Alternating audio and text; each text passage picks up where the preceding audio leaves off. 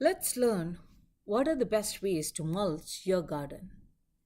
Some materials could cause more problems than what they solve. The mulch covering most American garden beds looks like wood chips, but often it's not.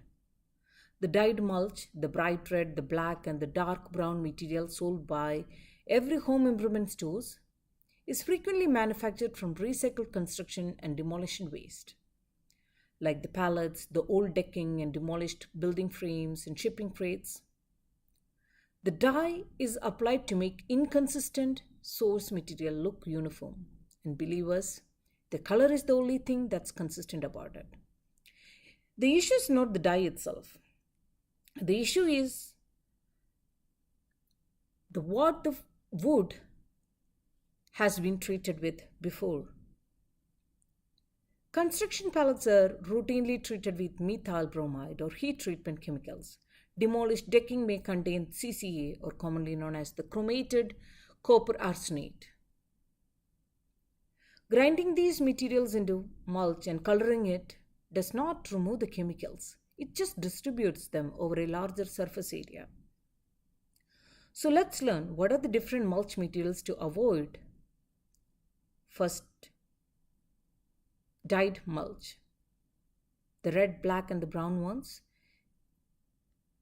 The dye masks the wood quality, so you cannot identify what the original material was. The chemical risk is unverifiable because the supply chain is opaque here. For ornamental beds, away from edible, the risk is lower.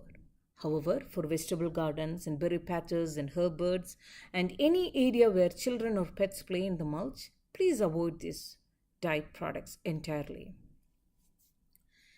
Second material to avoid are the rubber mulches. They are made from shredded recycled tires. They contain zinc, cadmium, and petroleum derived compounds that leaches into soil when wet, particularly in heat.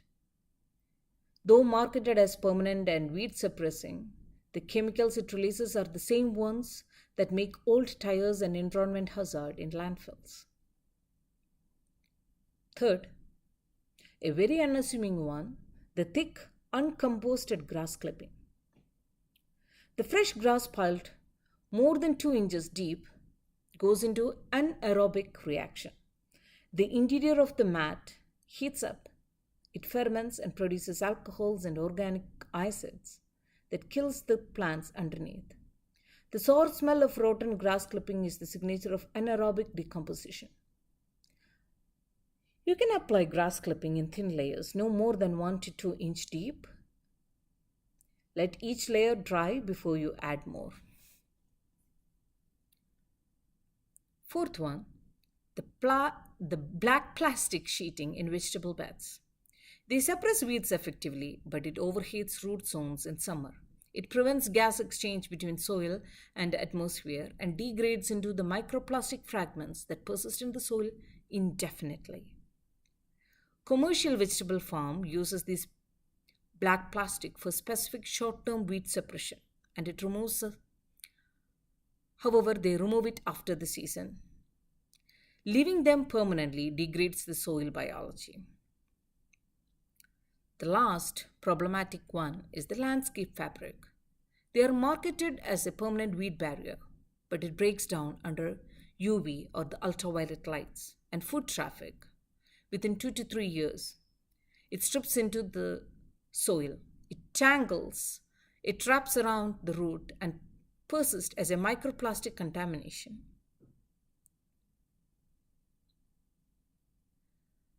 Let's now learn the mulch materials that are safe and effective. First and foremost are the cardboard, a weed barrier that lasts 3 to 6 months before earthworms incorporate into the soil. You could use a plain cardboard under any organic mulch to block persistent weed. Just remove all the seeds and staples before you do that. Second one, the untreated wood chips from tree service companies.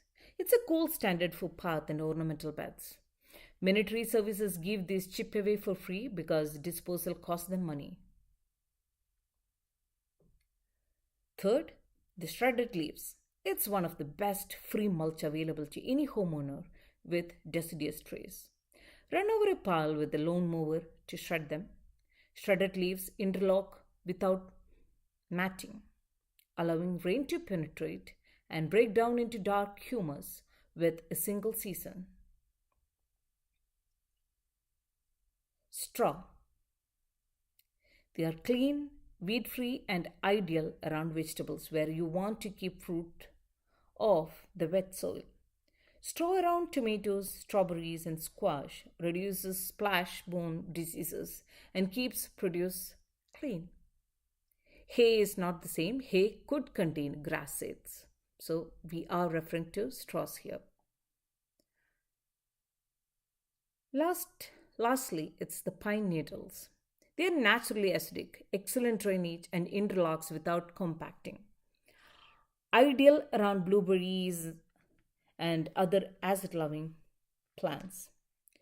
Contrary to popular belief, pine needles do not dramatically acidify neutral soil, but they maintain existing acidity in already acidic beds. So, friends, the cheapest mulch and the most expensive mulch on the lot can look identical once the dye is applied. But you should understand that the difference is what is inside. Hope this video helped you all. Thank you.